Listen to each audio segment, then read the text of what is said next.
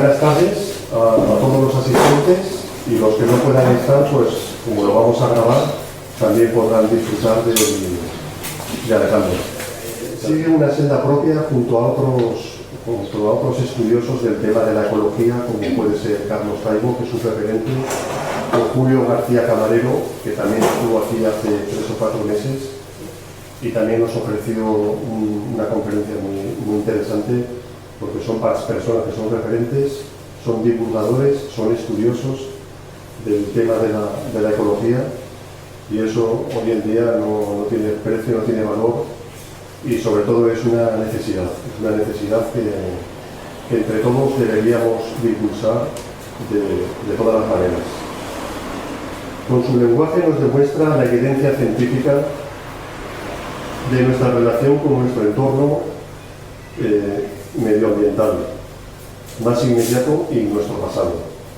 En la década de los 70, las incursiones espaciales permitieron documentar la pequeñez de la Tierra y lo inconmensurable de la naturaleza dentro del planeta Tierra y dentro de todo el cosmos, ¿no? Así como la acción destructiva humana sobre la misma.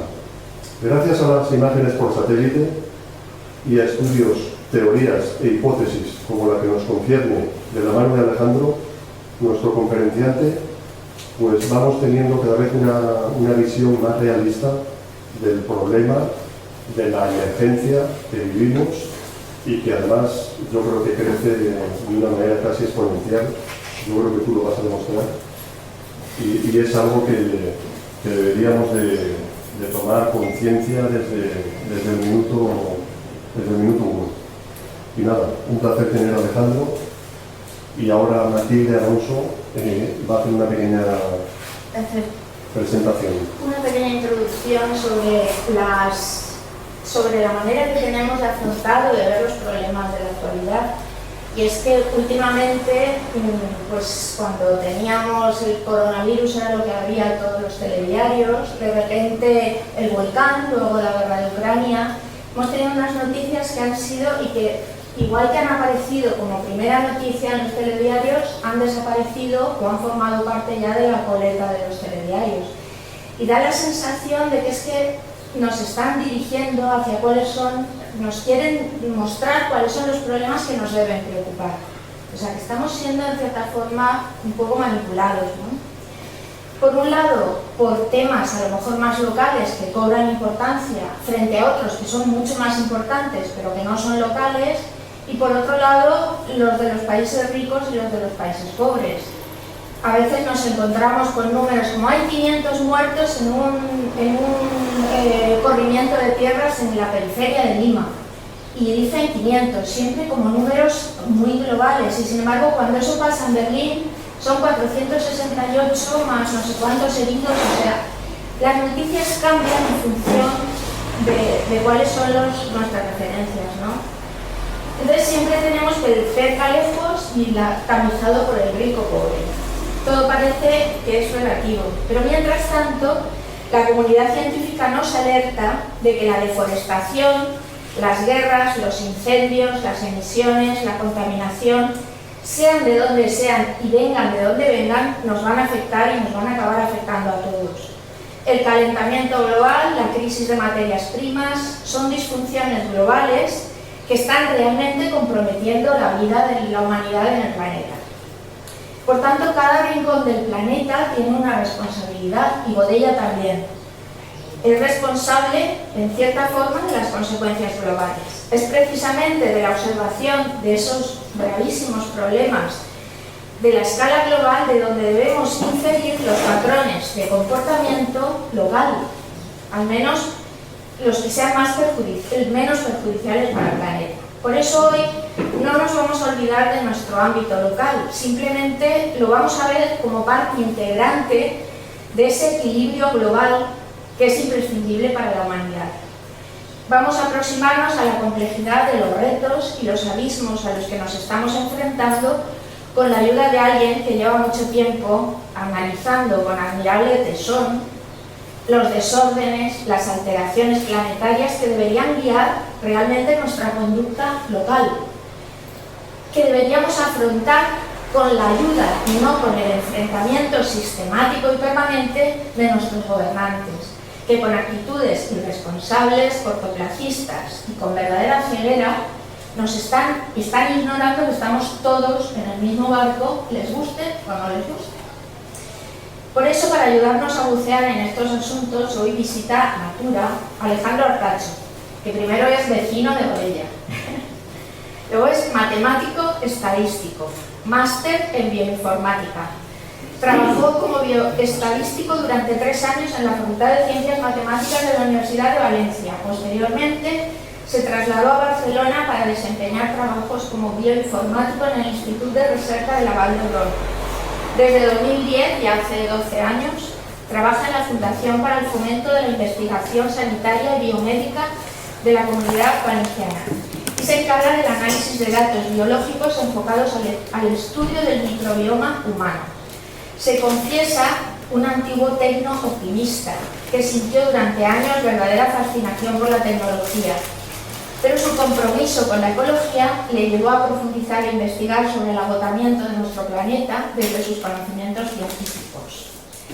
Convertido en observador insaciable de los efectos de la civilización en esta naturaleza, en la naturaleza, en la actualidad practica lo que podemos llamar un activismo decrecentista, contrario a la complejidad tecnológica, y de ello él se considera un autodidacta.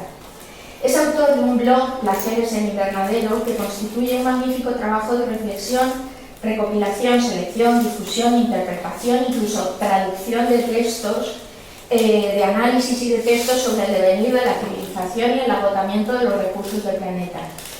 Cabe destacar un reciente análisis que hizo sobre la situación de Godella en su artículo Godella, crónica de una muerte anunciada, que fue difundido en las redes de las asociaciones locales, de nuestras asociaciones amigas. Y por mi parte, nada más, le damos la palabra y la bienvenida a Alejandro Artacho.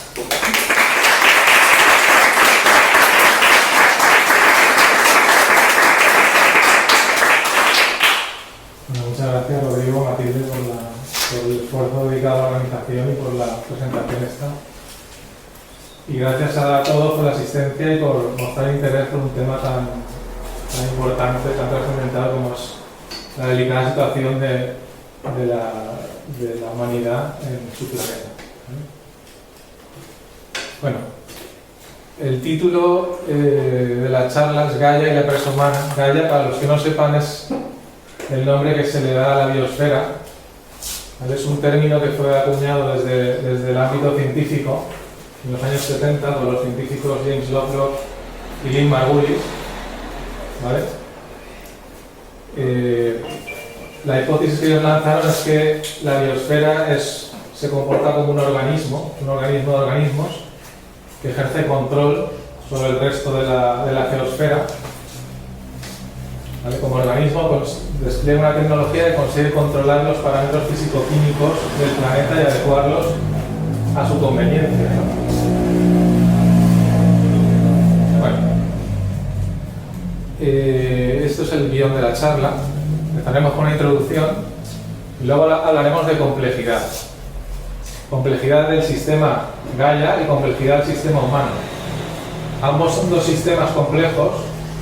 Lo que pasa es que la complejidad que exhiben el uno y el otro son muy diferentes, ¿vale? La complejidad de Gaia le lleva a una dinámica circular, a una economía circular, donde todo está coordinado, todo se aprovecha, y la complejidad humana es todo lo contrario, es una dinámica lineal, ¿vale? de expansiva y de agotamiento. Bueno, entonces, esa dinámica nos ha llevado a la extralimitación, ¿no? Sabemos que la empresa humana está extralimitada porque estamos experimentando todo tipo de escaseces, ¿vale? Desde la escasez de energía fósil y recursos minerales, escasez de biorecursos ecosistémicos, ¿vale? El clima es un biorecurso que nos proporciona los ecosistemas, que está escaseando. Y bueno, pues las pandemias también entrarían ahí, ¿no? como una respuesta a esa escasez de biorecursos. Y sobre todo estamos asistiendo a una escasez democrática, ¿vale? Estamos experimentando un aumento de desigualdades sociales muy fuerte y un incremento de la acumulación en cada menos manos de los trozos del pastel menguante, ¿no? Porque el pastel está decreciendo, queramos o no, pero el sistema quiere seguir acumulando en las élites. Bueno, entonces ante esta situación pues se presentan diversos futuros, ¿no? ¿Cómo se quiere abordar este sobrepasamiento desde el pensamiento dominante, desde las altas esferas? Es aumentando la complejidad, ¿no? Pero este futuro se presenta más bien improbable, por todo lo anterior, ¿no? Porque las escaseces y las calamidades asociadas pues van a impedir que podamos seguir aumentando la complejidad, ¿no? Entonces lo esperable es que vayamos a menos complejidad.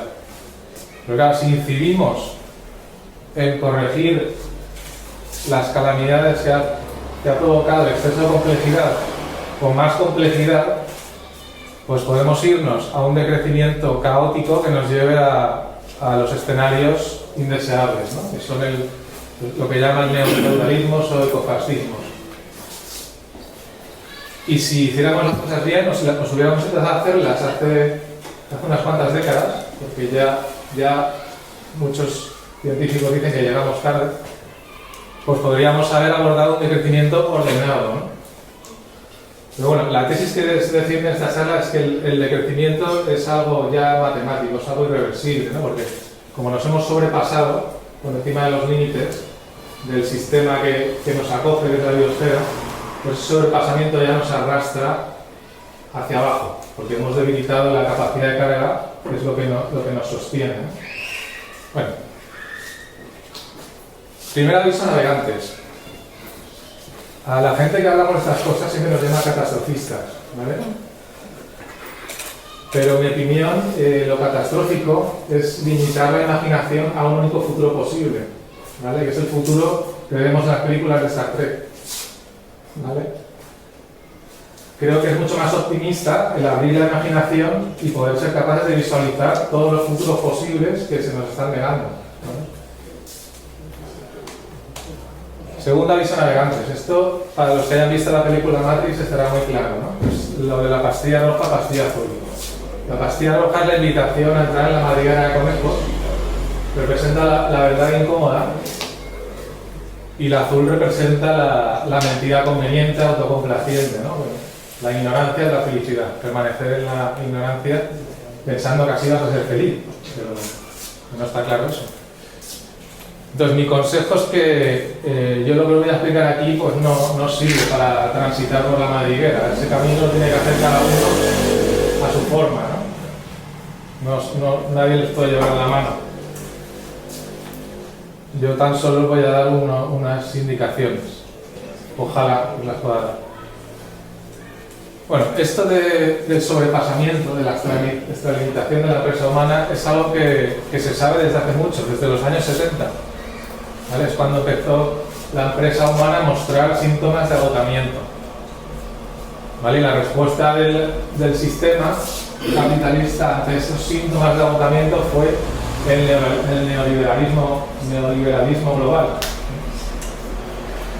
En los 70 ya se avisó de esta problemática, se publicó un informe que fue muy famoso en su día, Los límites al crecimiento, un informe que encargó el Club de Roma al Instituto Tecnológico de Massachusetts, y en su día fue un informe que fue muy criticado y muy denostado, pero lo cierto es que ha sido revisado constantemente y todas las predicciones que se hizo en su momento pues se han ido corroborando, ¿vale?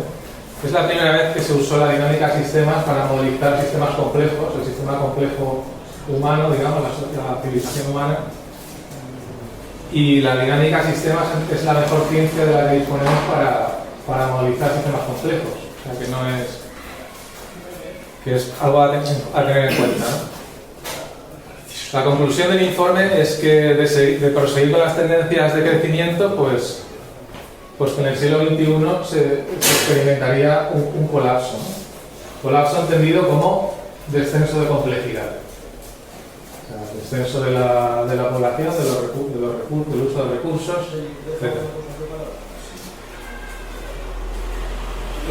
Bueno, pues hemos llegado al presente y ya las señales de ese agotamiento ya son tan visibles que no se pueden tapar, ¿no?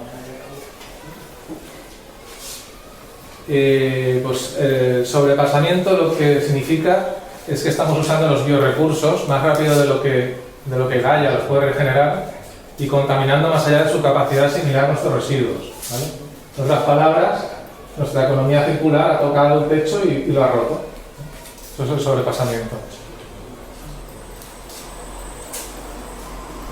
Bueno, ¿qué es lo que nos ha llevado al sobrepasamiento? Principalmente es una limitación de nuestro cerebro. Es muy poderoso, pero tiene una limitación, y es que caemos en el prejuicio reduccionista, el pensamiento lineal.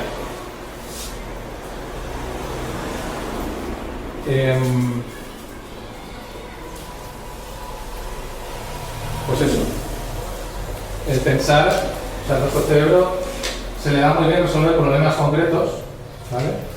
Pero tendemos a pensar que la solución de esos problemas concretos, al final por añadidura, nos van a llevar a la solución global, ¿no? Y en los sistemas complejos no es así. La suma de las partes no llevan al todo. Entonces, por eso lo que necesitamos es un cambio de visión, pasar del pensamiento lineal reduccionista a la visión sistémica holística, ¿no? Ver que todo está conectado. Entonces, cuando se habla del cambio climático, ahora nuestro problema es el cambio climático, el enemigo CO2, o el enemigo, lo que tú decías, el enemigo COVID, el enemigo Putin, ¿no? Todos son enemigos que hay que ir solucionando separadamente, ¿no? Pero nadie dice, no, nuestro problema es que tenemos una dinámica expansiva que nos ha llevado hasta la limitación, ¿no? Eso es lo que hay que corregir. Bueno. Además de ese pensamiento reduccionista, hay un montón de obstáculos titánicos que nos impiden reaccionar ante las señales de peligro, ¿no? Pues, y estamos como estáticos, impotentes, y mucha gente quiere hacer cosas pero no sabe qué hacer. Pues uno de los obstáculos precisamente es la dinámica de nuestro sistema capitalista, ¿no? Que si no crece, no funciona. Y si crece, pues destruye la base de sustento. Esto no lo leéis desde ahí, pero bueno, esto es una famosa viñeta de Roto que lo explica muy bien. Dice, la solución a la crisis es sencillísima. Solo hay que consumir más para reactivar la economía y consumir menos para no cargarnos el planeta. Más obstáculos, pues la visión cortoplacista, ¿no? Cambio climático, por ejemplo, es algo que va muy lento y no somos capaces de reaccionar ante eso que va a suceder, pero que cada vez lo estamos viendo más, ¿no? Pero hace un par de décadas pues era algo como muy lejano. La gran inercia cultural que llevamos, la inercia de la megamáquina industrial tecnológica, ¿no? Que parece que va sin timón, nadie la dirige, y parece imposible articular una conciencia colectiva para buscar el freno. También se nos impide que conozcamos la verdad, ¿no? Se diseña, digamos, la corriente dominante de pensamiento desde las élites que controlan los grandes medios de comunicación de masas. Más obstáculos, pues esto del greenwashing, la economía verde. ¿Veis? Esta foto fue tomada en la Convención de Naciones Unidas sobre el Clima en 2019 en Madrid, la COP25. ¿Vale? Es un stand de Coca-Cola que dice, bueno, ahora como vamos a reciclar todo el plástico, podéis seguir comprando Coca-Cola sin problemas, ¿no?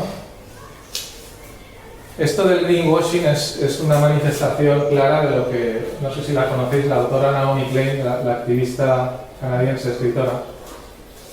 En su libro La doctrina del shock habla del capitalismo de la catástrofe, o sea, la facultad que tiene el capitalismo para metabolizar la propia desgracia que el mismo genera y aprovecharla a su favor, ¿no? Y seguir, gracias a eso, pues, reproduciendo el capital. Y el mayor obstáculo que tenemos, que nos impide cambiar, es que la ciencia y la tecnología se han convertido en un dogma de fe. es la nueva religión, ¿vale? Se nos dice que nuestro problema es meramente técnico, ¿vale? Que es cuestión de dejar a los ingenieros científicos que lo resuelvan todo y nosotros seguir como si nada, ¿no?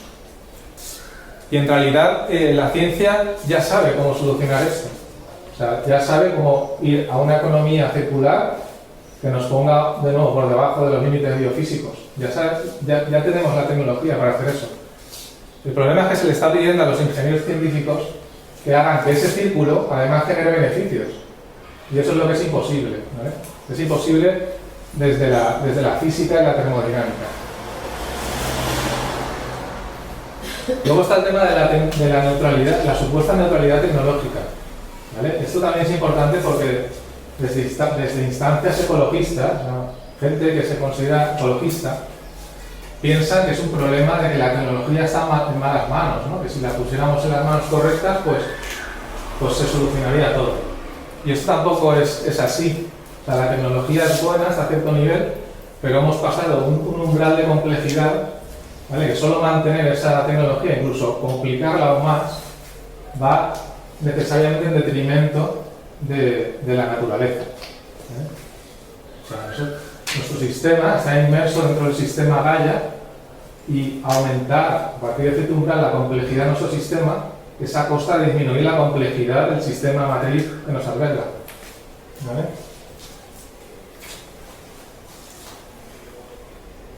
Bueno, para finalizar la introducción, me gustaría comentar esta reflexión de un libro que leí hace poco de Xavier Soler, un geólogo de la Universidad Autónoma de Barcelona. Dice: nuestra atmósfera actual es el resultado de la vida, fruto de un largo trabajo de oxigenación que realizaron algunas de las primeras bacterias. La vida y la Tierra han evolucionado juntas durante casi 4.000 millones de años, y comprender esta simbiosis es esencial para encontrar nuestro lugar en el sistema sin destruir. ¿Vale? En otras palabras, el clima amigable que posibilitó el desarrollo de Sapiens es un biorecurso proporcionado por Gaia, por la vida, y es un biorecurso que está empezando a escasear ahora. Bueno, pues vamos a comparar la complejidad del sistema Gaia con la complejidad del sistema humano, ¿vale? Como os he dicho, el sistema complejo Gaia es un sistema de sistemas orgánicos, ¿vale? Que actúa como un organismo en simbiosis con el resto de la geosfera. Su tecnología es una tecnología viva y con ella consigue ejercer un control sobre los parámetros físico-químicos de la Tierra para mantenerlos en niveles propicios para la vida. Ese control emerge de la complejidad, no es un control que responda a ningún diseño inteligente, ¿no? Como es en el caso del sistema humano. El sistema humano lo controlamos las partes que formamos ese sistema, y ese es un poco también el problema, ¿no? Que pretendemos controlar el propio sistema en el que estamos inmersos. Sin embargo, el sistema complejo humano pues, es un sistema orgánico dentro de Gaia que depende de ella para absolutamente todo, pero nos hemos provisto de una enorme costra inorgánica muy rígida, incapaz de adaptarse a los flujos de Gaia, ¿no? Pues la principal diferencia es que la tecnología de Gaia es una tecnología viva, flexible, adaptable, y nuestra tecnología es una tecnología no viva, entonces es rígida. Y esa rigidez es lo que lleva a la falta de simbiosis. Esto es nuestra tecnología. Sí que hay una parte que es viva en nuestra tecnología, que es nuestro cerebro, ¿vale? Que evolucionó en simbiosis con Gaia. Pero el resto de nuestra tecnología, pues esto rojito, pues es todo inerte, algo que se ha ido acumulando a lo largo de la historia y ha crecido de manera exponencial. Sin embargo, nuestro cerebro es casi igual que hace 100.000 años, ¿vale? Entonces ese desfase entre la capacidad del que tiene que controlar el sistema y el crecimiento de la complejidad del sistema, ese desfase lo que hace cada vez más difícil el poder controlarlo, ¿vale? El control humano resulta cada vez más difícil. Entonces, esa dificultad creciente en el control, sumado a todas las escaseces que estamos experimentando junto con las calamidades, nos lleva inevitablemente a rendimientos decrecientes y negativos de la complejidad, ¿vale? Rendimientos decrecientes es que conseguir el mismo incremento de mejora cada año cuesta más esfuerzo. Y rendimientos negativos es que el coste de pretender crecer ya supera los beneficios que nos proporciona ese crecimiento, ¿vale? Hay más costes que beneficios. Todo eso lo estamos experimentando ya. Bueno, aquí en esta gráfica vemos cómo evoluciona a lo largo del tiempo la complejidad de un sistema orgánico, ¿vale? Contra un ecosistema, la biodiversidad, el número de especies, pues puede ir creciendo con el tiempo. Al principio tiene un crecimiento exponencial, pero llega un momento que, por ejemplo, cuando se van agotando los recursos de ese nicho, de ese ecosistema, pues ya no puede seguir creciendo la complejidad ahí. Se va estancando hasta que entra en un régimen estacionario, ¿no? Y si algún organismo pretendiera saltarse ese límite, pues haría que colapsara el ecosistema, ¿vale? Pero no obstante, pese a tener esos límites al crecimiento de la complejidad orgánica, lo que se ha observado a lo largo de la evolución de la vida en la Tierra es que no ha parado de crecer la complejidad orgánica, no ha parado de crecer la biodiversidad. Y si no fuera por nuestra intervención, que se está cepillando la biodiversidad, pues en realidad aún se esperaría que creciera bastante más, ¿no? Estaríamos más o menos por aquí. ¿Sabes? El crecimiento, sigue una curva sigmoidea que al final se estancaría en un régimen estacionario, pero aún le queda recorrido a la biosfera para aumentar su complejidad. Pues ¿cómo consigue la vida superar los límites al crecimiento de su complejidad? Pues usando la simbiosis, ¿vale? Un ejemplo es el líquen. Un líquen es una simbiosis de una alga y un hongo, ¿vale? Entonces, como hongo, pues puede acceder a nutrientes que si fuera solo una planta, pues no tendría, ¿no? Y como planta, pues puede acceder a la fotosíntesis y a la energía del sol, que como hongo, pues no puede accederla. Entonces, esta simbiosis se ha ido propagando de manera fractal, ¿no? A lo largo de la evolución de la vida. La célula eucariota, que son las células que componen las principales células de nuestro organismo, en realidad es una simbiosis de bacterias y virus, que son organismos más simples que la célula eucariota. Luego, pues una termita es una simbiosis de muchas células eucariotas, de bacterias y virus. El termitero es una simbiosis de termitas, bacterias, virus, hongos. El ecosistema es simbiosis de termiteros, de plantas, de animales. Y al final, pues Gaia es la simbiosis de ecosistemas, ¿vale? Entonces, como un fractal. Entonces, la simbiosis es la que hace superar los límites de los recursos, ¿vale? Pues nosotros estamos enfocando nuestro choque contra los límites no con la simbiosis, sino pretendiendo continuar con un sistema que principalmente lo que nos dice es competir. No colaboréis, no hagáis simbiosis. Bueno, pues en la simbiosis, cuando las partes se asocian para formar un organismo superior, esas partes entregan su fino propósito, ¿no? El telos, que se llama. Entregan parte de este telos.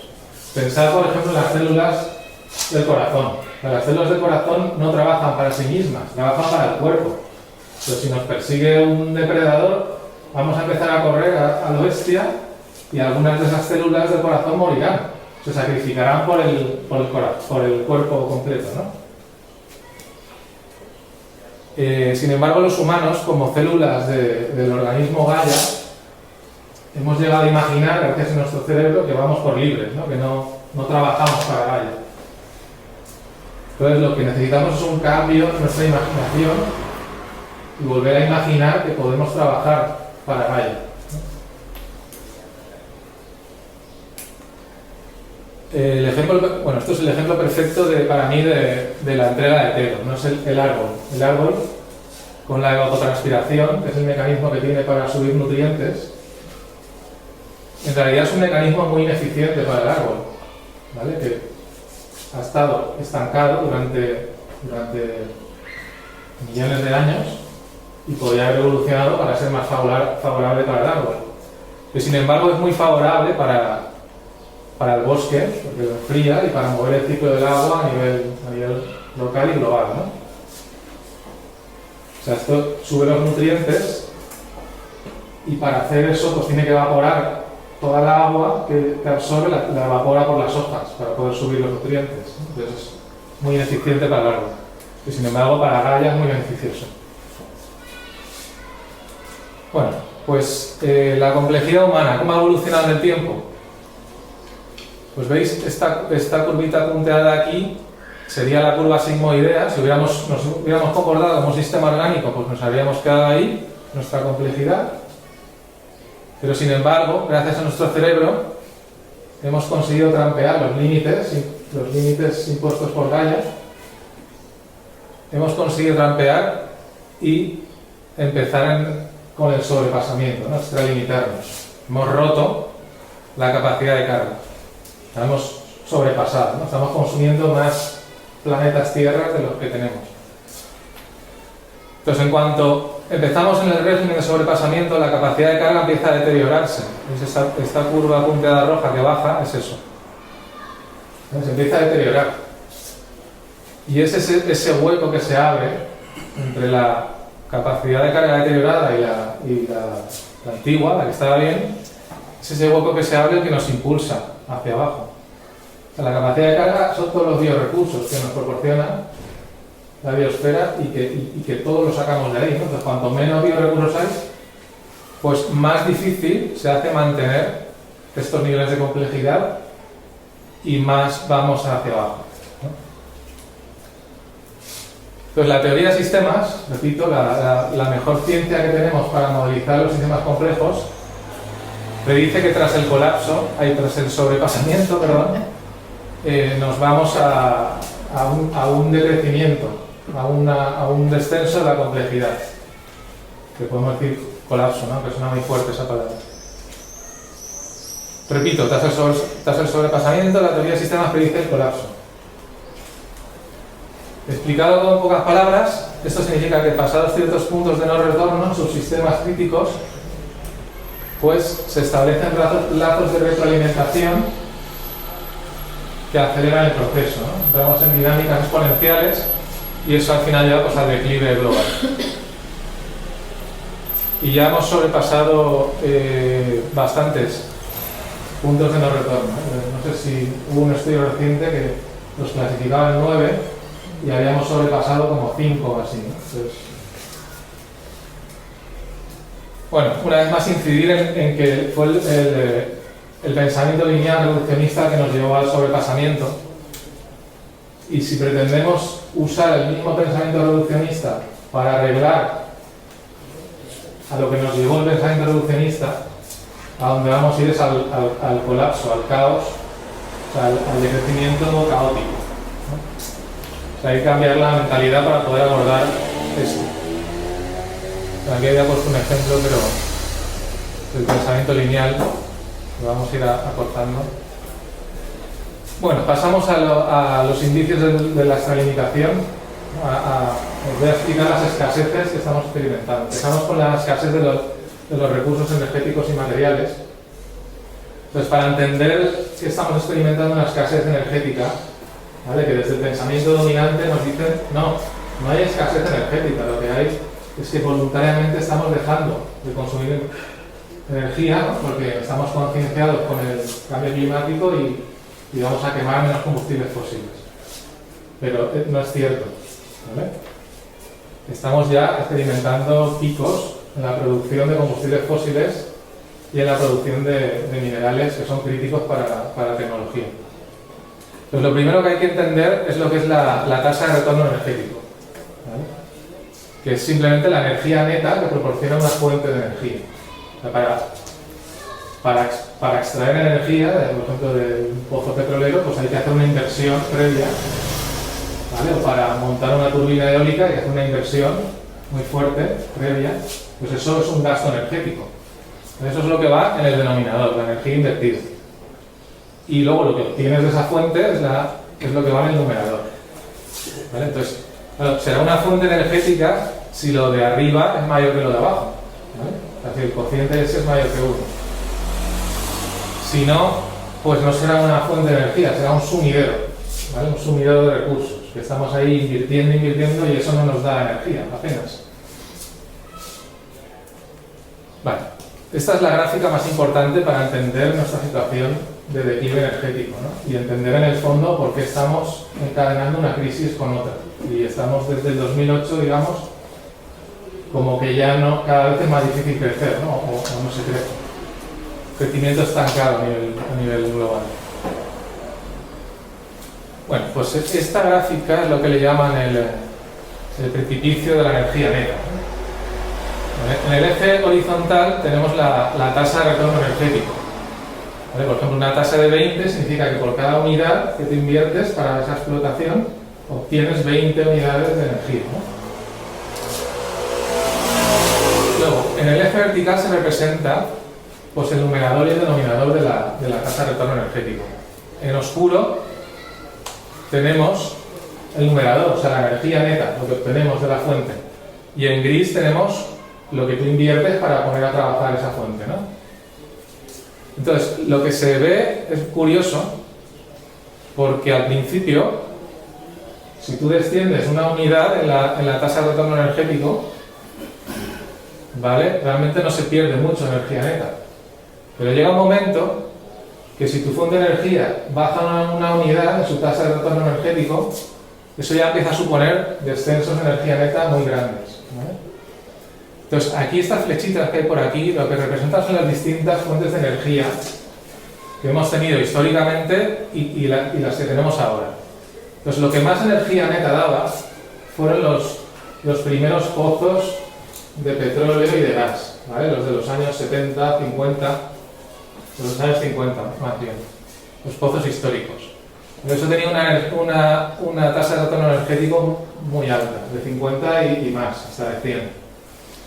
¿Vale? Pero el mismo petróleo ha ido bajando su tasa de retorno energético, porque primero hemos ido cogiendo lo más fácil, lo más rentable de explotar, y hemos ido dejando para el final lo más difícil, lo que está en el océano, lo que está en el Ártico, ¿vale? Y lo que cuesta más explotar. Entonces ha bajado, esto sería como está ahora el petróleo convencional, ¿vale? Porque eso es otra cosa que os tengo que explicar, que hay diferentes petróleos. Está el petróleo de toda la vida, que es el convencional, que es el bueno, que tiene una tasa de retorno energético actual en torno a 20 o 25, pero luego, para suplir el cenit de ese petróleo convencional, que ya fue en 2006, hemos tenido que empezar a desarrollar explotaciones de otro tipo de petróleos que son mucho más difíciles de explotar y de aprovechar, ¿vale? Que son el petróleo extra pesado de Canadá y de Venezuela y el petróleo de roca compacta que es petróleo extra ligero, sobre todo en Estados Unidos, no es lo que le llaman el fracking, porque hay que hacer la fractura hidráulica para sacar de ahí las gotitas, ¿no? Entonces, la tasa de retorno energético de esos sucedáneos del petróleo estarían por aquí, ¿vale? Ya al borde del precipicio de la tasa de retorno energético. ¿Vale? Ya dan una tasa de retorno energético en torno a 8 o así, o menos. Por aquí también estaría la fotovoltaica, la eólica y la nuclear, ¿vale?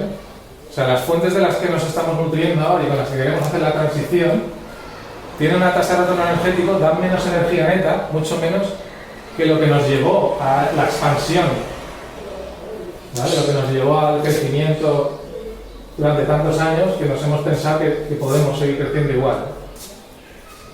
Y lo que menos energía da son los biocombustibles, ¿vale? Eso ya es casi un sumidero de energía. Y encima compiten con los alimentos, ¿no? Porque hay que cultivar. O sea, ahora estamos teniendo escasez de aceite de girasol, sin embargo se destinan millones de litros de aceite de girasol para biocombustibles. Vale, entonces, pues eso, a partir de una tasa de retorno energético de 8 ya es difícil mantener una civilización como la nuestra, que es tan intensiva y y tan productivista, ¿no? Y por eso tenemos crisis. Bueno, esto de los picos, de haber alcanzado los picos, no es que se cierra el grifo, ¡pum!, y de repente ya no tenemos, ¿vale? Es que la producción de los pozos y de cualquier fuente, pues sigue, en la minería pasa igual, sigue una curva gaussiana, una campana, ¿no?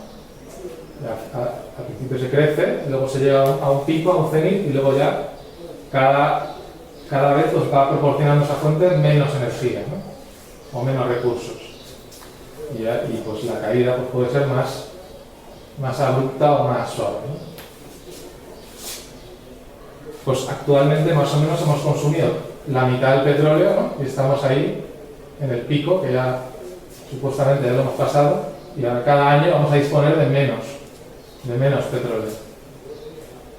Igual un año se experimenta que hay un repunte, ¿no? Pero eso es coyuntural. Al final la trayectoria es que cada año, a la larga, pues vamos a ir teniendo menos y menos.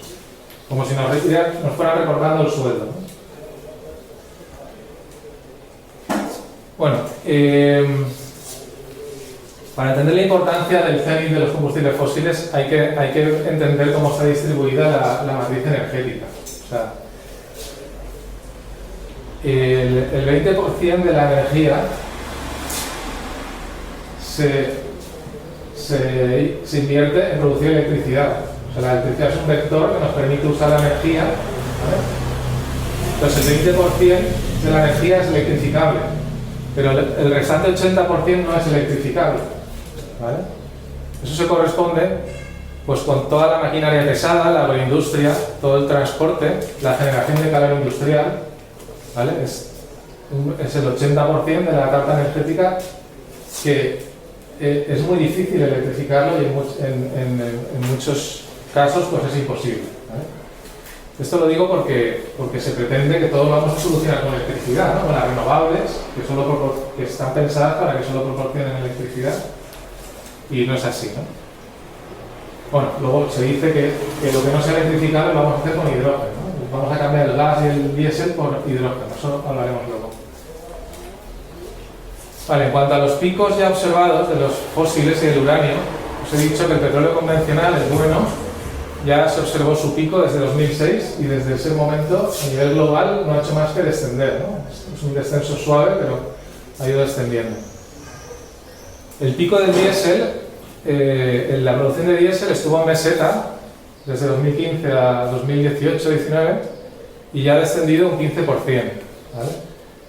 Y todos los petróleos, sumando el convencional y los subterráneos, ya observaron su pico en el 2018. ¿Vale? Aún es un poco pronto para hablar ya de pico definitivo, pero ya llevamos 4 años cada vez produciendo menos.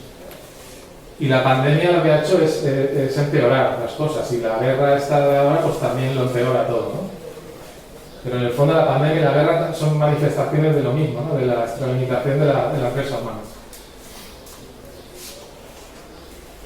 Vale, en cuanto al carbón, pues también se observó un pico en 2019. Desde 2019 ya a nivel global se produce menos carbón, aunque estamos experimentando una vuelta al uso del carbón como consecuencia de la carestía de gas en Europa sobre todo, y en China también lo están usando mucho el carbón, cuando han visto que las renovables pues no les sirve para seguir con su maquinaria productiva. El uranio experimentó un pico en 2016, ya ha descendido un 20% la producción de uranio. Yo lo digo porque hay gente que dice, bueno, pues la nuclear nos salvará, ¿no? Tampoco nos salvará la nuclear. El gas es lo único que aún no ha experimentado el pico a nivel global, ¿vale? Sí que es verdad que en Europa tenemos un problema porque en Argelia y en Rusia sí que hay estancamiento productivo. Entonces, de ahí no podemos pedirles más. Aparte que ahora la situación geopolítica con Rusia y Argelia pega muchísimo. Bueno, llevan en meseta 20 años Argelia y Rusia en la producción de gas. Bueno, el descenso de la energía fósil es muy peligroso, sobre todo por el tema de la alimentación a nivel global, ¿vale? Porque la industria alimentaria depende del petróleo y sobre todo del gas al 100% y del diésel, ¿no? Ya experimentamos esa fragilidad, ¿no? En 2008, cuando subió mucho el precio del petróleo, alcanzó su máximo histórico, porque China entró en el mercado, y eso fue, digamos, la chispa, lo de la explosión de la burbuja hipotecaria de la subprime, fue la leña apilada, ¿no? Y la chispita que prendió todo eso fue la subida del precio del petróleo. ¿Vale? A partir de esa crisis financiera, pues hubo especulación con los alimentos, los que invertían en bolsa pues migraron a invertir en alimentos, y eso provocó una escasez alimentaria en los países árabes bestial que desencadenó la primavera árabe. Luego, tras la primavera árabe, coincidieron más factores adversos en los países árabes, empezaron a perder ingresos porque la producción de petróleo en muchos países, en Libia, en Siria, empezó a declinar, ¿vale? Entonces empezaron a faltarles ingresos. Se juntó con las sequías del cambio climático y eso todavía agravó mucho más la crisis alimentaria. Entonces, más revueltas y guerras, ¿no? Todas las guerras que estamos viendo en Oriente Próximo y en África, pues tiene mucho que ver con esto. Entonces, como digo, la agricultura industrial depende de los combustibles fósiles al 100%. O sea, incluso se ha llegado a decir que comemos combustibles fósiles, ¿vale? Por cada caloría que ingerimos de lo que compramos en el supermercado, 10 calorías, o sea, tiene detrás 10 calorías de combustibles fósiles. Todos los fertilizantes, todos los nitrogenados y demás se hacen con gas natural, los pesticidas requieren derivados del petróleo, y toda la maquinaria de la agricultura funciona con diésel. Luego nos lo traen todo desde muy lejos con diésel, ¿vale? O sea, la revolución verde que se experimentó en los 60 pues fue gracias a inyectar los combustibles fósiles en toda esa industria. Bueno, esto es el pico del diésel, ¿vale? Porque, o sea, es que esta gráfica llama mucho la atención porque es muy visual.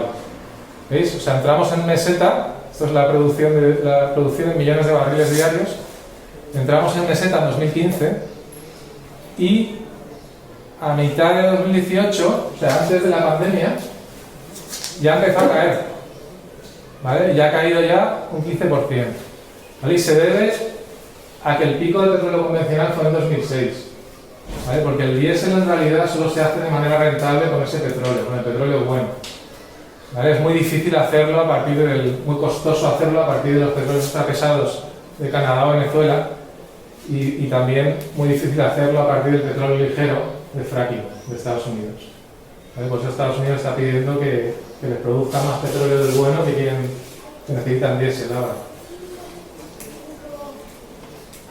Vale. Alguien diría, bueno, está bajando la producción de diésel pues porque estamos muy concienciados con el clima y estamos consumiendo menos, ¿no? Bueno, pues entonces no estaríamos experimentando un aumento de precios del combustible diésel a lo largo del tiempo, ¿no? ¿Vale? O sea, que no es por una bajada de demanda, es por una limitación en la oferta. Bueno, pues con la minería pasa lo mismo. Además, la minería depende mucho de los combustibles fósiles, entonces si los combustibles fósiles empiezan a declinar, la minería también empieza a declinar. Pero aún así, o sea, con los minerales hemos hecho lo mismo que con los recursos energéticos. Primero empezamos a explotar lo más fácil y dejamos para el final lo más costoso, ¿no? Entonces cada vez hay que usar más energía, más agua, más ácidos, más metales pesados para aprovechar lo poquito de mineral que queda ahí, ¿no? Pues cada vez la industria minera es más contaminante y tiene más impactos ambientales.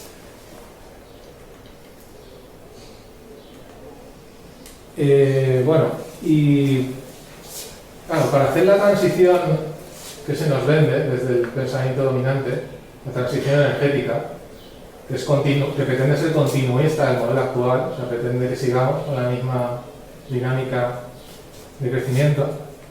Para hacer esa transición necesitamos muchísimos metales raros y incrementar la producción de esos minerales a lo bestia, ¿no? Multiplicarlo por tasas que son completamente ridículas, ¿vale? Esto es lo que dice la Agencia Internacional de la Energía, dice, pues para el 2050 tendremos que multiplicar la producción de litio por 100, la de cobalto y níquel por 40. Eso es imposible, ¿vale? Porque está declinando, la energía fósil está declinando muchos minerales.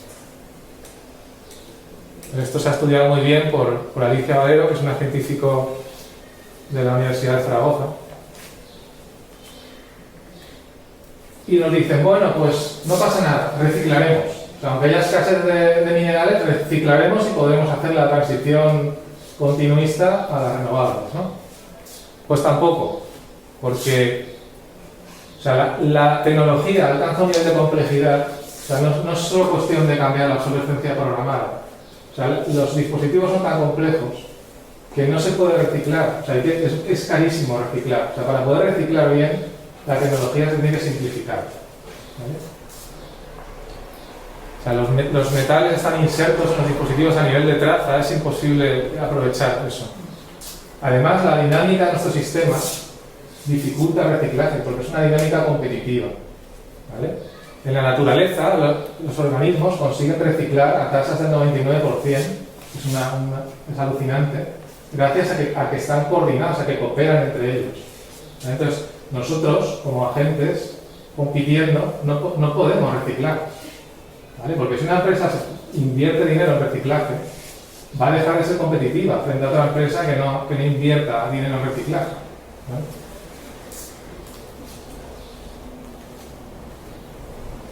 Vale, vamos a centrarnos un poco más en el pico del petróleo, ¿vale? Porque es el más importante. Vale, ya se sabía esto desde los años 70, ya nos avisó el geólogo Huber, y vamos a que por estas fechas más o menos experimentaríamos el pico del petróleo. O sea, esto ya se sabía y nadie le quiso hacer caso. Entonces, bueno, pues eso, lo voy a explicar, que los pozos de mitad del siglo XX producían 100.000 barriles al día y los de hoy producen 1.000. Es más difícil extraer el petróleo, más costoso. El petróleo convencional, pues muchos países ya han empezado a declinar en su producción, ¿no? Como Noruega, que toda su riqueza la hizo a base de eso, a base de vender petróleo. Inglaterra también ya pasó su declive. Estados Unidos también en los años 70 pasó su declive de petróleo convencional, y en los últimos años, para compensar eso, ha tenido que introducir el fracking. Luego otros países como Argentina, México, países de África, de Oriente Medio, Rusia, están estancados o crecen o apenas crecen, ¿no? Como dato curioso, Arabia Saudí, que es el principal proveedor a nivel mundial, dice que dejará de exportar antes de una década. O sea, es que eso es brutal. Y bueno, esto ya lo he dicho, los océanos del petróleo, que se suman al petróleo convencional, y el pico global de todo se observó en 2018. ¿Vale? Estos sucedáneos pues, son mucho menos versátiles y no sirven pues, para hacer el diésel, por ejemplo, y tienen muchos más impactos ambientales su explotación. Y la tasa de retorno energética pues, es mucho más baja que la del petróleo convencional. Vale, aquí tenéis una gráfica que es la evolución del precio del petróleo a lo largo de los años, ¿no? Hasta aproximadamente el 2018 se observó una suave curva ascendente, pero a partir de la crisis de 2008 hemos entrado en un régimen de volatilidad, que eso ya es un síntoma de agotamiento, ¿vale? Todas esas subidas y bajadas, ¿cómo se explica? Pues con lo que se llama la destrucción de demanda, la destrucción de oferta. ¿Vale? Si el precio del petróleo sube, está alto durante mucho tiempo, lo que pasa es que muchas empresas no pueden soportar eso y quiebran. ¿Vale? Entonces de repente dejan libre un petróleo, dejan libre ahí un petróleo que ya no están usando ellas, y de repente hay más oferta de petróleo y el precio vuelve a bajar. Pero claro, si el precio baja mucho, las petroleras también sufren, porque para rentabilizar su inversión necesitan que el precio esté razonablemente alto. Entonces, cuando el precio está muy bajo, las petroleras recortan en inversión, entonces de repente hay menos oferta de petróleo y vuelve a subir el precio. ¿Vale? Entonces, hay esa especie de altibajos, pero al final la tendencia a largo plazo es que va subiendo el precio del petróleo. ¿Vale? Esto es otra vez la gráfica de la evolución del precio del petróleo. Y esto es para que os fijéis en este periodo temporal de 2010 a 2014, que es a nivel histórico cuanto más alto ha estado el precio del petróleo en promedio. ¿Vale? Luego en 2014 bajó bruscamente y eso fue una de las causas por las cuales muchas empresas de petróleo empezaron a desinvertir en búsqueda de nuevos yacimientos y en explotación de nuevos pozos, ¿vale? Desde el 2014 a día de hoy, la inversión en desarrollo de nuevos yacimientos ha bajado un 60%, ¿vale? Y luego hay empresas como por ejemplo Repsol que han desinvertido en búsqueda de nuevos yacimientos de petróleo hasta en un 90%. ¿Veis? Están yéndose a otros negocios, a las renovables, por ejemplo. Pero no solo eso, o sea, no solo dejaron de invertir las empresas porque bajó el precio. Es que en ese periodo, de 2010 a 2014, cuando los precios del petróleo estaban más altos y tenían más posibilidades de rentabilizar su inversión en las petroleras, pues empezaron a perder dinero a razón de 100.000 millones de dólares al año, ¿vale? Las 127 compañías más grandes. La de arriba es los costes y la línea de abajo son los beneficios, ¿vale? Pues claro, debido a eso, a la bajada de la tasa de retorno energético, a que cada vez se necesita más energía para extraer el petróleo, pues ya no les ha resultado rentable y a partir de 2014 han empezado a desinvertir en el negocio. Vale, como reflexión final de esto del pico de los combustibles fósiles, deciros que la Unión Europea se ha marcado como objetivo, ¿vale?, para la lucha contra el cambio climático, la descarbonización en un 50% para 2030. ¿Vale? Esto es completamente bestial. O sea, aquí implícitamente ya están diciendo que tenemos que decrecer, ¿vale? Pero nunca lo admiten de cara a la galería. Siempre es, vamos a volver a la normalidad, a la senda del crecimiento. Y sin embargo te están diciendo aquí que vamos a tener que decrecer. Vale, eso en cuanto a lo que dice la Unión Europea. ¿Qué nos dice la Agencia Internacional de la Energía? Esta es la agencia que se encarga de monitorizar todo el tema de la energía, ¿vale?, que está a cargo de la OCDE, que son los países más ricos. Pues en el último informe de 2018 dijo que si el fracking no se multiplicaba por 3, se esperaba una caída del 34% de la producción de petróleo para el 2025. Si el fracking se multiplica por 3, una caída de tan solo un 13%. Pero ¿qué pasa? El fracking es una burbuja, ¿vale? Se ha perdido mucho dinero con el fracking, ¿vale?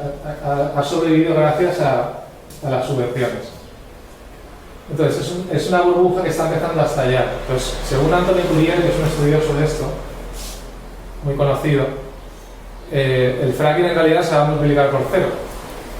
Entonces, como aportaba un 5% de la producción total de petróleo del fracking, sumado a ese 34% de bajada, si no se multiplicaba por 3, pues 34 más 5 es casi un 40% de caída en la producción de petróleo global para el 2025. Pues esa caída de 40% para 2025, 50% para 2030 casi coincide. O sea, lo que nos está diciendo, por un lado, la Unión Europea de cuidado que nos tenemos que descarbonizar voluntariamente para salvar el planeta, ¿no?, por aquello del clima. Coincide muy bien con lo que nos viene impuesto geológicamente por el cenit del petróleo, ¿vale? O sea, el mensaje de la Unión Europea nos va concienciando, pero claro, no nos han contado que va a ser sí o sí, porque eso habría sido sembrar el caos, ¿no? Bueno, esto lo voy a pasar. Y vamos ya con el resto de escaseces, ¿no? Ya hemos hablado de la escasez de los recursos energéticos y materiales. La escasez del biorrecurso clima, aunque el clima ya hemos dicho que es un biorrecurso que nos facilita la vida en el planeta. Si no fuera por la vida no tendríamos este clima, tendríamos un clima mucho peor. Esto daría para escribir un libro, ¿vale? Voy a simplemente comentar un par de cosas. Ya en las referencias os pongo la charla en YouTube de Rafael Ubal, que es la mejor charla que he escuchado yo sobre esto. Simplemente deciros que hasta ahora hemos observado poco cambio climático, poco calentamiento, porque el agua oceánica ha almacenado muchísimo calor, ¿vale? No me acuerdo ahora del dato, pero a razón de 5 bombas de Hiroshima por segundo o algo así, una burrada. Y los organismos ecosistemas marinos terrestres han acumulado muchísimo CO2, ¿vale? Nos han amortiguado mucho del CO2 que hemos ido emitiendo desde la revolución industrial. Pero ya estamos perdiendo esos biorecursos rápidamente. O sea, toda esa amortiguación que hasta ahora ha hecho que se note poco, la estamos perdiendo. O sea, a partir de ahora se va a notar, se puede notar más. Simplemente explicaros esto de la corriente de chorro polar, porque es algo que es muy desconocido y nos afecta mucho en Europa y en América del Norte y en Asia del Norte. ¿Vale? La corriente de chorro polar es una corriente estratosférica que influye mucho en la climatología de eso, América del Norte, Europa. ¿Vale? Resulta que antes del calentamiento global, pues era esta línea roja, que permanecía tensa debido a que la diferencia de temperatura entre el polo norte y el ecuador era muy grande, ¿no? Y eso hacía que esa corriente se mantuviera tensa. Entonces lo que ha pasado ahora es que el calentamiento se acusa más en el polo norte que en el ecuador. O sea, el polo norte se está calentando más rápido que el ecuador. Entonces la diferencia de temperatura entre el polo norte y el ecuador ahora es mucho menor. Y eso es lo que ha hecho que esa corriente se descense y la amplitud de esas ondas aumenten mucho. Entonces cada vez que la onda baja nos trae frío polar y cada vez que la onda sube pues nos trae calor del Sáhara. ¿Vale? Entonces esos bloqueos de frío-calor, de una semana para la otra, hay diferencias de 10 grados, se explican por eso. Entonces cuando de repente tenemos una ola de frío, no es que, ay mira, pues no hay calentamiento global, ¿no? Porque ahí el clima está loco, pero no, sí, a nivel global nos calentamos en promedio y por eso se explica este fenómeno, por el calentamiento en promedio. Vale, en cuanto a la escasez del resto de biorecursos de los ecosistemas, pues daría para escribir otro libro, lo voy a mencionar lo básico muy rápido. Pérdida masiva de suelo vivo y bosque primario de biodiversidad, se habla de la sexta extinción. Alteración de los ciclos biogeoquímicos, el agua, carbono, nitrógeno, fósforo. Esto del nitrógeno, fósforo es por la agricultura industrial. Fósforo lo necesita nuestro cuerpo para vivir, sin embargo lo estamos agotando porque lo estamos usando en la agricultura industrial, ¿vale? Contaminación descontrolada de acuíferos, ríos, mares, aire, nanoplásticos hasta la leche materna. Junto a la debacle del plástico pues nos amenazan 350.000 productos químicos, pérdida de polinizadores, aumento de especies invasoras oportunistas y un largo etcétera, ¿no? Se resume muy bien en la frase de Fernando Valladares, que no sé si lo conocéis, que es un activista, científico activista psicosocial, que se está haciendo muy famoso ahora. Estuvo hace poco en el Congreso pintando de rojo las paredes y los han procesado por eso.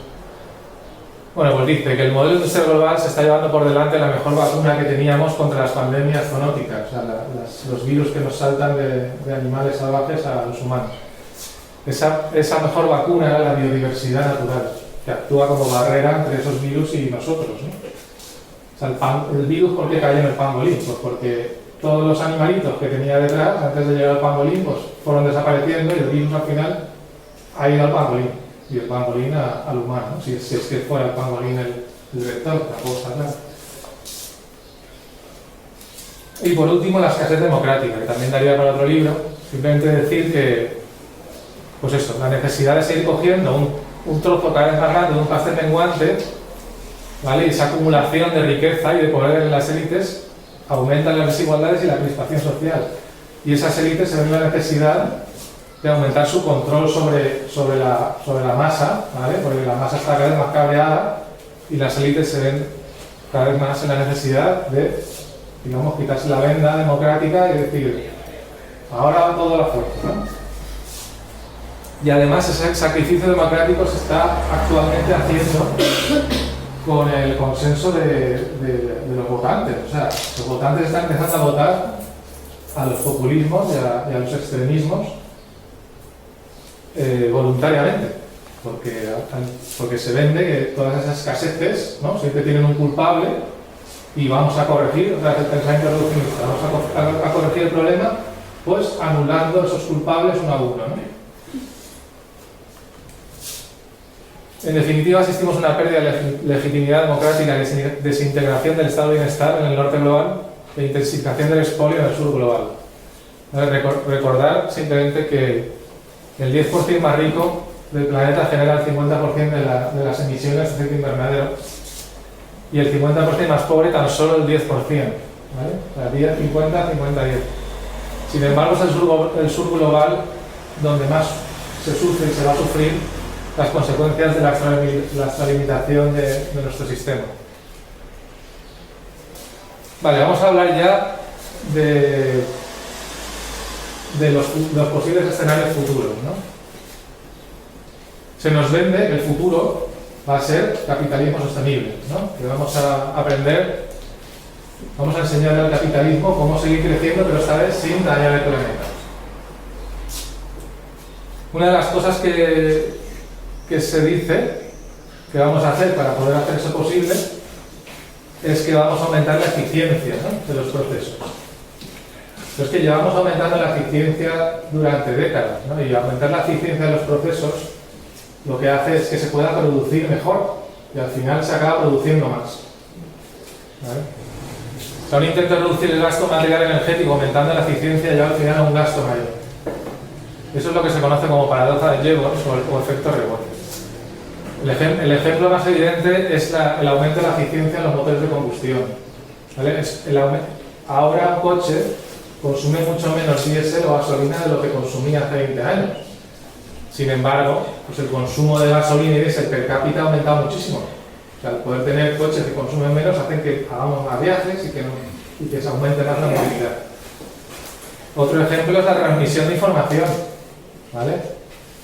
Antes con el Morse pues perdía mucho tiempo, ahora con un WhatsApp haces así y en un segundo ya está. Pero sin embargo ahora estamos todo el tiempo transmitiendo información. O sea, gastamos todo nuestro tiempo en eso. ¿Por qué? Como es tan guay, tan eficiente, pues lo hacemos siempre. ¿Vale? También se dice que vamos a conseguir capitalismo sostenible desacoplando la producción del uso de recursos de energía y materiales, ¿no? O sea, que vamos a poder pasar de bienes y servicios materiales a bienes y servicios inmateriales, ¿no? Esto es todavía más ridículo. ¿Vale? O sea, con eficiencia, ahorro y reciclaje, pues desacoplaremos la producción del uso de energía y materiales. Entonces, ¿qué pasa? Que el dinero extra que gane la gente no lo va a usar en comprar más casas, más barcos, más viajes, más coches. ¿Lo va a usar solo en servicios inmateriales? Pues no. Incluso los servicios inmateriales tienen detrás una infraestructura material energética, ¿vale? No salen de la nada. Entonces, hay una gráfica que lo muestra muy bien, porque esto es un argumento falaz, ¿vale? Esto de que se está desacoplando la producción del uso de energía y materiales.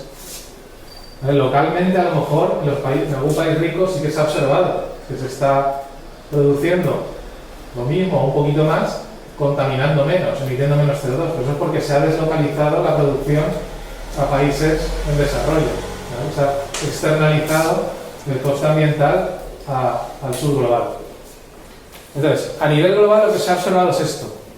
La línea azul son las emisiones de CO2, ¿vale? Lo que representa el eje vertical es la tasa de crecimiento. Entonces, la línea azul es la tasa de crecimiento del CO2 y la línea marrón es la tasa de crecimiento del PIB. ¿Vale? Entonces, hasta 2008 más o menos, como veis siempre es 2008, el punto de inflexión. Hasta 2008 más o menos, bueno, hasta 2010, han estado muy correlacionadas, ¿vale? El PIB con la producción de emisiones, pero a partir de 2010 lo que se ha observado es que el PIB se ha ido contrayendo, pero sin embargo las emisiones de CO2 se han quedado igual, ¿vale? Al principio baja un poquito, pero ahora está estancado. O sea, estamos creciendo en emisiones de CO2 como un 2% o un 3% anual desde hace ya tiempo. Sin embargo, el PIB ha ido a pique, a nivel global, ¿eh? Entonces esto es justo el inverso de lo que se esperaría si realmente hubiera un desacople entre la producción y el uso de recursos energéticos y materiales. O sea, si realmente se estuviera desacoplando la economía del uso de recursos, tendría que ser al revés. El PIB crece, pero cada vez hay menos emisiones. O sea que esta gráfica desmonta por completo, solo es hasta 2016, pero ha ido a peor, ¿no? La cosa. Luego vamos con esto del hidrógeno, ¿no? Que se dice que es algo que es muy viejo, pero se ha rescatado ahora como una esperanza de conseguir que el capitalismo sea sostenible. Entonces, como os he dicho, de la matriz energética, un 80% es de muy difícil electrificación o prácticamente imposible, ¿no? Entonces, todo el transporte de camiones, los camiones no pueden ser eléctricos porque necesitarían una batería gigante para poder ser eléctricos, pues tienen que ir con hidrógeno. Si realmente vamos a menos diésel, ¿no? Como todo parece indicar. Todo el transporte pesado, toda la maquinaria pesada, la generación de calor industrial, todo eso tiene que sustituirse el gas o el carbón por hidrógeno. Para la producción de acero, por ejemplo, no se puede dedicar a usar carbón porque necesita poner carbón para tener acero. Pero bueno, para toda la industria se supone que lo vamos a hacer con hidrógeno verde. Le llaman hidrógeno verde porque dicen que se va a producir a partir de los excedentes de la energía renovable. O sea, de la electricidad que produzcan las turbinas y los paneles, como dicen que eso va a sobrar mucho, y con eso haremos hidrógeno verde, que es separar el hidrógeno de la molécula del agua pasando en una corriente eléctrica, ¿no? La hidrólisis. Entonces, lo que no nos dicen es que la economía del hidrógeno es muy ineficiente, ¿vale? Al final de todo el recorrido, ¿no? Desde que se produce el hidrógeno hasta que se usa, hay pérdidas energéticas muy grandes, comparadas con las pérdidas del resto de combustibles. ¿Vale? Se habla de pérdidas en la movilidad de hasta el 90% y de pérdidas en la producción de calor industrial de hasta el 70%. ¿Vale? Entonces, debido a esta ineficiencia del hidrógeno, que tiene mucha problemática, realmente necesitaríamos muchísima energía renovable, ¿vale? Para poder abastecer con hidrógeno producido con esa energía renovable, abastecer a toda la industria. ¿Vale? Realmente los países desarrollados no tienen la energía renovable suficiente para darle continuidad a su industria a partir del hidrógeno. Entonces, de lo que se está hablando ya abiertamente es de un colonialismo de las energías renovables. O sea, los países del norte global van a colonizar los países del sur para quitarles su energía renovable y poder hacer el hidrógeno que necesitan para seguir moviendo su industria. Entonces, como prueba palpable de que los países, un país cualquiera, sobre todo los países del norte, no tienen suficiente energía renovable para autoabastecerse, no hay más que ver qué ha pasado con el modelo alemán, que se nos vende como el ideal a imitar, ¿vale? Y en realidad el tema de la eólica fotovoltaica alemana ha sido un fiasco total. ¿Vale? Han hecho un esfuerzo enorme en llenarlo todo de turbinas y de paneles, ¿vale? Para poder hacer el capitalismo sostenible. Y al final lo que ha pasado es que es un modelo saturado territorialmente, porque no caben más turbinas ni paneles, y un modelo saturado a nivel de red eléctrica, porque no caben más fuentes. O sea, uno de los problemas de las renovables es que entran tantas fuentes en la red eléctrica que crea muchas inestabilidades, ¿vale? Y es muy caro mantener la red estable. Entonces, es un modelo saturado que crea inestabilidades, ineficiencias, y al final eso se traduce en que la electricidad alemana, junto con la de Dinamarca, es la más cara de toda Europa. ¿Vale? Entonces han hecho todo ese esfuerzo para quedarse saturados, ya no pueden crecer más en fotovoltaica y eólica, y sin embargo solo cubre el 6% de su tabla energética. ¿Vale? Estamos acostumbrados a porcentajes más altos, pero porque siempre los dicen en relación a la electricidad. ¿Vale? O sea, si tú miras lo que el porcentaje que es la fotovoltaica y eólica de la electricidad sí que es un porcentaje alto, pero cuando miras el porcentaje que supone de todo el uso energético, de toda la matriz energética, pues solo es el 6%. Entonces, por eso van a necesitar irse a los países a coger energía renovable y transformarla en hidrógeno para poder continuar con su industria. Vale. Y para finalizar con esto de la imposibilidad de que el capitalismo pues, pueda ser sostenible, simplemente deciros que las renovables, aparte de todos los problemas que tienen de intermitencia, de la tasa de retorno energética baja, es que dependen de los combustibles fósiles para todo, desde la extracción de minerales, desde la fabricación de todos los componentes, desde la instalación, desde el mantenimiento, todo tiene detrás los combustibles fósiles, ¿vale? Hay gente que cree que sin ese respaldo de los combustibles fósiles, la sociedad industrial actual no se podría mantener solo con renovables, o sea, no se pueden hacer renovables solo con renovables, ¿vale? Además, alimentar el metabolismo tan frenético que tiene nuestra industria. Entonces, si tú le quitas de la ecuación los fósiles a las renovables, su tasa de retorno energético cae en picado. O sea, ya es baja de por sí, pues se iría todavía más baja, ¿vale? Pasaría de lo que es ahora, pues un 8%, a menos de un 5%, pues ya no se puede mantener el metabolismo actual industrial con renovables, ¿vale? Habría que decrecer y ponernos en unos niveles, otra vez por debajo de límites ecosistémicos, y a partir de ahí sí. O sea, yo no estoy en contra de las renovables, ¿vale? Lo que estoy en contra es que se usen para pretender continuar un modelo que no se puede continuar. Entonces, si se usaran bien las renovables para lo necesario, pues estaría muy bien. Es un viaje una sola vez, ¿vale? Si se hace como se está haciendo ahora, agotando todos los recursos, ¿vale? Porque cuando cumpla su vida útil dentro de 20 años, ya no habrá energía fósil para poder levantar otra vez todo eso, ¿vale? Y llegamos al sueño más delirante del capitalismo sostenible, ¿vale? La búsqueda de la energía infinita, barata y limpia, ¿vale? Eso es lo que quieren hacer con la fusión nuclear. Es un sueño imposible también, ¿vale?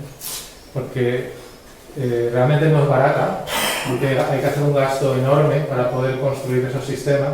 No es escalable, no va a haber suficiente energía de respaldo fósil ni materiales para hacer eso a escala global y poder dar continuidad al capitalismo. Pero bueno, supongamos que fuera infinita, barata y limpia.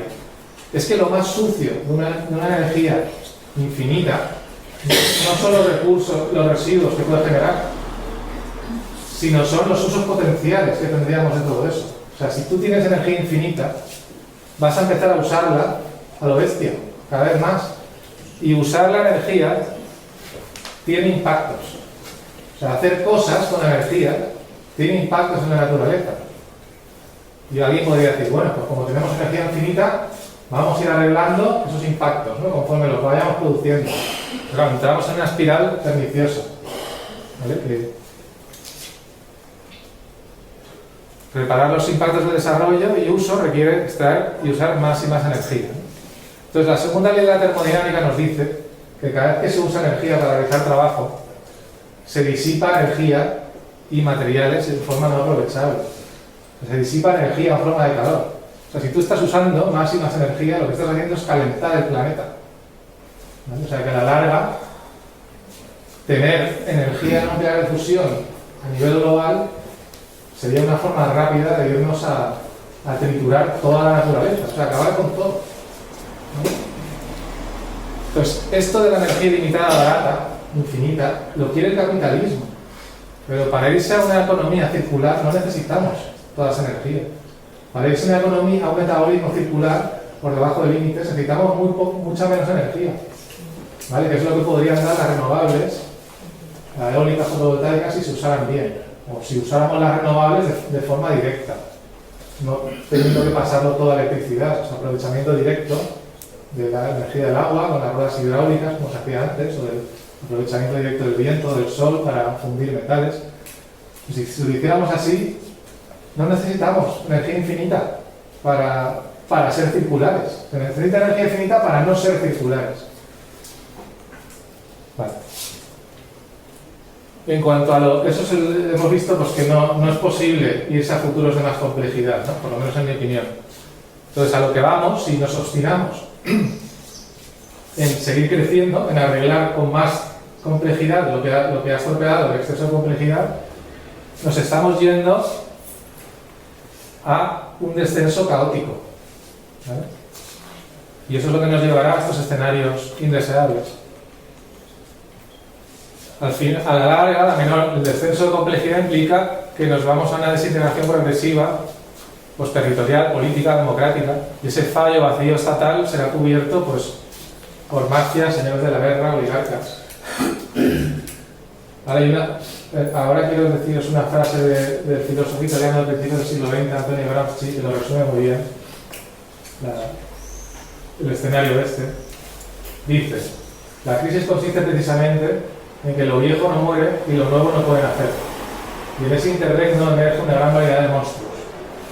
Pues, esos monstruos serían pues, todos esos Putins o esas señoras de la guerra, los estados fallidos de África.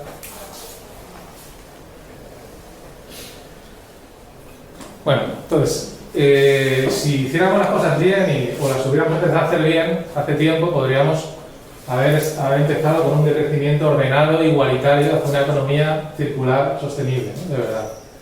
Pues simplemente para que veáis lo lejos que estamos años luz de la economía circular o ecológica, vamos a comparar 4 cositas y acabo. Comparar lo que es la economía actual con la economía ecológica, ¿no? La principal diferencia es que estamos en un modelo de producción y consumo centralizado, ¿vale? Que es muy frágil, ¿vale? Casi todo nos viene de fuera, de lejos, y luego hay cositas que solo se producen en 2 o 3 sitios del mundo, como por ejemplo los chips de alta tecnología, y nos los tienen que traer a todo el mundo desde 3 o 4 sitios. Entonces todo eso, ese modelo es un devorador de energía bestial. Pues la alternativa es el modelo descentralizado, ¿no? Que esté compuesto por muchos nodos prácticamente autosuficientes, ¿vale? Pero para eso hay que descomplejizar mucho el metabolismo industrial.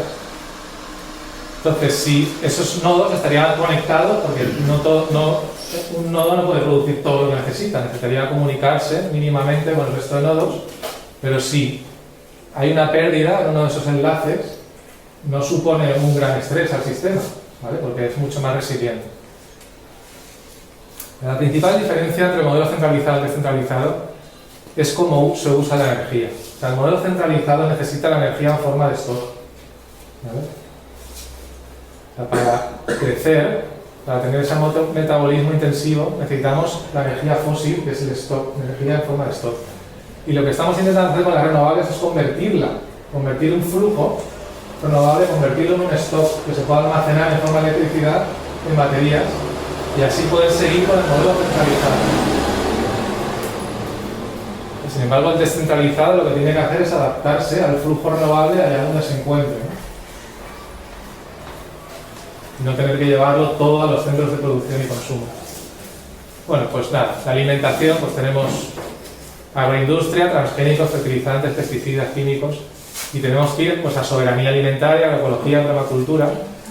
En producción y consumo, ya lo he dicho, es todo centralizado, dependiente de un transporte global, un comercio global que es muy frágil, que está empezando ya a fallar. Pues hay que irse a producir local, kilómetro cero, tecnología sencilla que se pueda producir localmente, sin necesidad de depender de insumos lejanos. Sistema financiero, pues esto en realidad es lo más importante, esto es lo que impulsa el crecimiento. El sistema de crédito con interés, ¿no? O sea, para pagar los intereses de los préstamos que se necesitan para hacer cosas, pues se necesita ser competitivo y producir más de lo necesario para poder pagar esa reproducción del capital. O sea, no producimos para reproducir la vida, producimos para reproducir el capital. Y ese es el problema. pues necesitamos migrar a monedas sociales, monedas locales, banca pública que preste sin interés, incentivando el reciclaje de verdad y el encaje otra vez ecológico. Transporte, pues lo mismo, ¿no? O sea, se incentiva el transporte privado, ¿no? Vamos a solucionarlo todo cambiando todos los coches por eléctricos. Eso no soluciona nada, eso es echar más leña al fuego. Además de que es trasvasar riqueza de los pobres a los ricos, porque al final solo van a ser 4 los que lleven los coches eléctricos y disfruten de las instalaciones que se ha pagado con el dinero de todos, ¿no? Pues hay que irse al transporte público compartido, electrificar las redes ferroviarias que existen ahora. En cuanto a la energía, pues también lo he dicho, ¿no? O sea, ahora lo que se pretende es convertir el flujo renovable, convertirlo en stock, todo electricidad, para que se pueda almacenar en baterías. Pues no, hay que irse al aprovechamiento directo allá donde el flujo se encuentre, ¿no? Volver a las ruedas hidráulicas, a los barcos de vela, fundir metales aprovechando directamente la energía del sol y muchísimas cosas que se pueden hacer, ¿no? Con el aprovechamiento directo. Pero claro, implica irse allá donde está el flujo, no se puede hacer todo en las ciudades. La tecnología, pues también lo he dicho. O sea, actualmente, más complicarlo todo más. Cuando ya hay rendimientos decrecientes y negativos de esa complicación, pues hay que irse a una simplificación. Cuanto más simple es la tecnología, más fácil es de reciclar, y cuanto más compleja, más difícil es de reciclar. Y para finalizar, la política, ¿no? Lo que llamamos democracia en realidad está sometida al cortoplacismo electoral y secuestrada por las élites financieras. Tenemos que irnos a democracia de base, democracia directa, y asambleas ciudadanas vinculantes donde se pueda decidir realmente, la ciudadanía decidir sobre toda esta problemática. Y bueno, ya por último las referencias.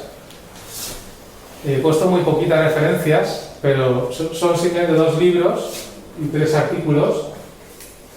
No os preocupéis porque ahora os voy a decir dónde está esta charla colgada para que la podáis descargar, ¿vale? Si no se ha entendido lo que he dicho, el que se lea esto, ¿vale? Que en un mes se lee, va a llegar a la misma conclusión a la que he llegado yo, porque se va a entender todo perfectamente, ¿vale? De gente que lo comunica mucho mejor que yo. Y bueno, pues eso, esta charla está colgada en mi blog. Entráis en placeresinvernadero.blogspot.com y escribiendo en el buscador aportes propios está el link a la charla, ¿vale? Y nada, gracias por intentar tomar la píldora roja.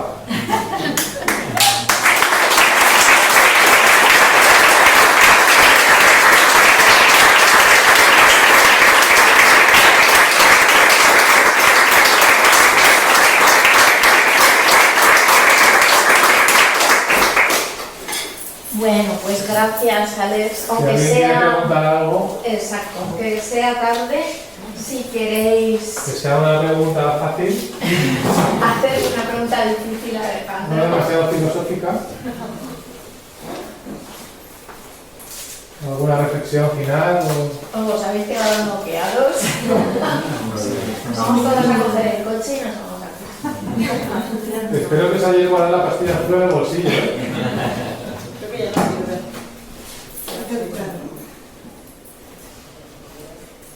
Entonces nadie... Una pregunta. ¿Cuánto tres matemáticos, ¿no? ¿Tú qué previsión tienes de que estas perspectivas de que podamos mantener no el sistema, sino la vida, ¿no? De mantenernos, si has calculado alguna perspectiva de tiempo? ¿Me he explicado la pregunta? Porque claro, nos has dejado muy claro pues toda la problemática, que hay soluciones, que está muy bien, porque de la manera que iba la charla parecía que ya estábamos abocados al desastre más total, pero luego has dicho que, claro, las soluciones eran lo que yo creo que estábamos esperando todos, ¿no? Las soluciones. Entonces era esa mi pregunta. ¿Tú tienes calculado el tiempo que nos podría costar todo depende esto? mucho de cómo... a partir de ahora entramos en un periodo de cambio y depende mucho de cómo respondamos, como sociedad, como civilización. Ahora estamos intentando responder, ya tarde, pero estamos intentando responder. Entonces, depende de cómo la hagamos, puede cambiar mucho el resultado.